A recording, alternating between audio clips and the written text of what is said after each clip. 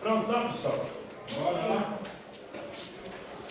Então, hoje nós vamos à nossa última matéria aí, percebendo vocês, se tudo der certo.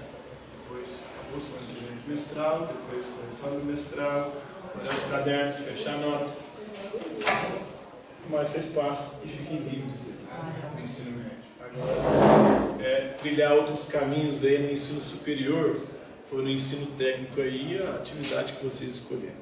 Então, para essa última aula, nós vamos falar de um pensador, um teórico, mas principalmente um político contemporâneo, que é o Joseph Stalin. Ele viveu de 1878 a 1953, na transição do século XIX para o século XX, e vai defender o socialismo de Estado.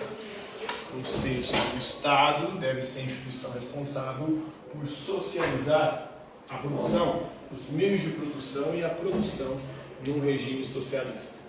E ele vai defender a coletivização, principalmente a coletivização não só dos meios de produção, das fábricas, mas principalmente das terras.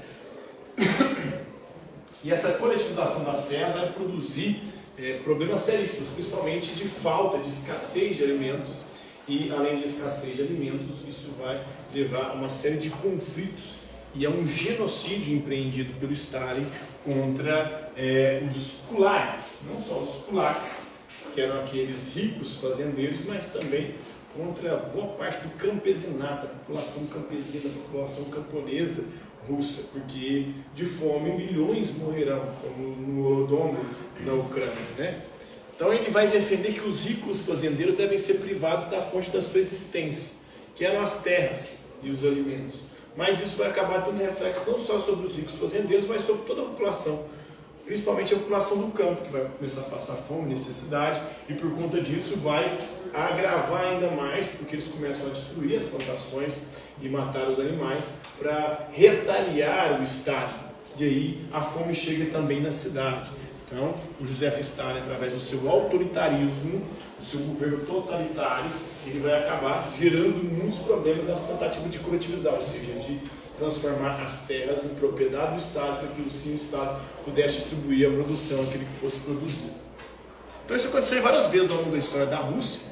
No século XVI, por exemplo, em 1566, na Rússia, os esforços de Ivan, o governante russo da época, o Ivan o Terrível, ele fez esforços para criar um Estado centralizado, um Estado absolutista. O absolutismo era um pouco diferente do totalitarismo, né? Tem o absolutismo e o totalitarismo. O absolutismo ele acontece no início da modernidade, a centralização do poder na figura do rei. O totalitarismo é um regime de governo do século XX, que existiu sob o nazismo de Hitler e o socialismo de Stalin. Foram dois governos aí que buscavam controle total sobre a população. O controle e a vigilância total sobre a população. Tinha o culto também à figura do líder, do Stalin, no caso da União Soviética, o culto ao líder Hitler na Alemanha nazista. Então esses esforços de Ivan o Terrível, lá no início da modernidade, para criar um Estado centralizado, para centralizar o poder nele, resultou na fuga dos camponeses e numa queda da produção de alimentos e levou uma crise aí, na produção e no acesso aos alimentos. Isso lá no século XVI. Depois, em 1793 e 1794, durante a Revolução Francesa, os jacobinos, que era a esquerda, vamos dizer assim, da Revolução Francesa, eles implantaram um regime de terror.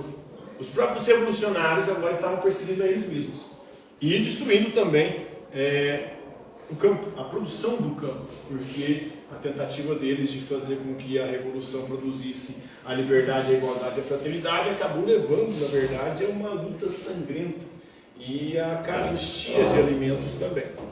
Em 1956, já no século XX, Nikita Khrushchev, que sucedeu o Stalin, ele revelou o que o Stalin tinha feito, né?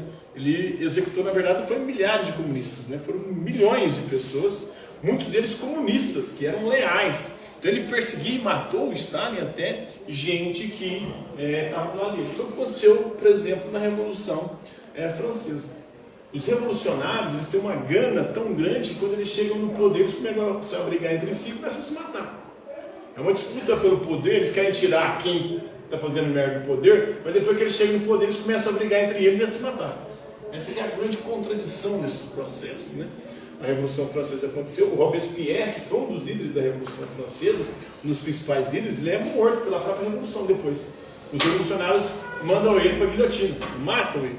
Vários outros revolucionários também foram mortos. A mesma coisa aconteceu aqui, né? Aqueles que ajudaram Stalin e Lenin a chegar ao poder, depois foram perseguidos e mortos. Porque existiu, ou criou-se um ambiente de paranoia, onde qualquer um era considerado inimigo potencial. Mesmo aqueles que eram leais eram vistos muitas vezes com desconfiança. Peraí, será que ele não é alguém infiltrado? Alguém que quer me sabotar, me passar a perna? Uma lógica de disputa pelo poder. Mas na verdade sempre existiu um de novo poder. Mesmo na Rússia pré-revolução socialista, existiam esses bastidores do poder ali, onde sempre tramou-se golpes contra quem estava no poder. Isso em toda a história da humanidade, em qualquer regime político, não só dentro do socialismo. Mas no socialismo também acontece. O socialismo que prometia produzir um mundo de igualdade, um mundo de justiça, na verdade entregou foi violência, né?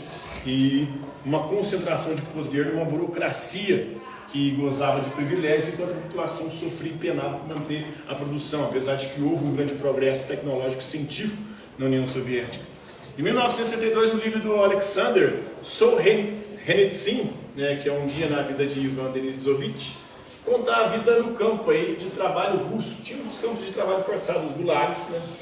E esse livro aí tornou-se um best-seller mundial.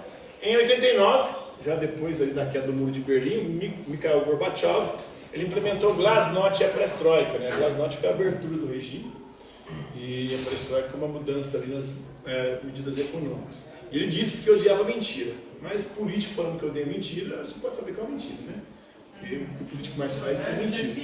O Gorbachev também teve as suas merdas e as suas mentiras empreendidas durante esse processo de abertura aí e de transição do socialismo na União Soviética para voltar para ser Rússia, né? Então os kulaks, eram os fazendeiros ricos, são uma classe exploradora, dizia o Stalin, né? Exploravam os pobres e os camponeses. Controlam os demais porque tem o controle da produção de alimentos. Então vamos tirar o controle deles, que é a terra, vamos coletivizar as terras, né?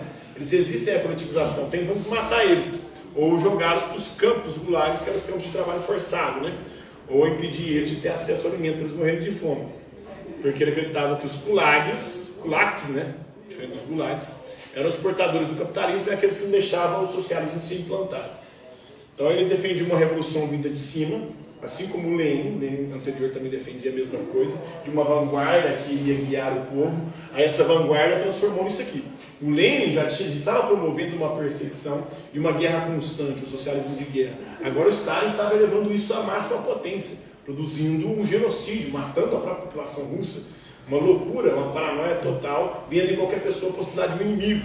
E alguns que estavam junto com eles na Revolução, como Trotsky, foi perseguido pelo Stalin e acabou sendo assassinado no México depois. Ele foge da Rússia, o Stalin manda procurar ele no mundo inteiro, o Trotsky continua escrevendo no mundo inteiro, fugindo, porque o Stalin estava atrás dele, mas ele acaba sendo assassinado, né?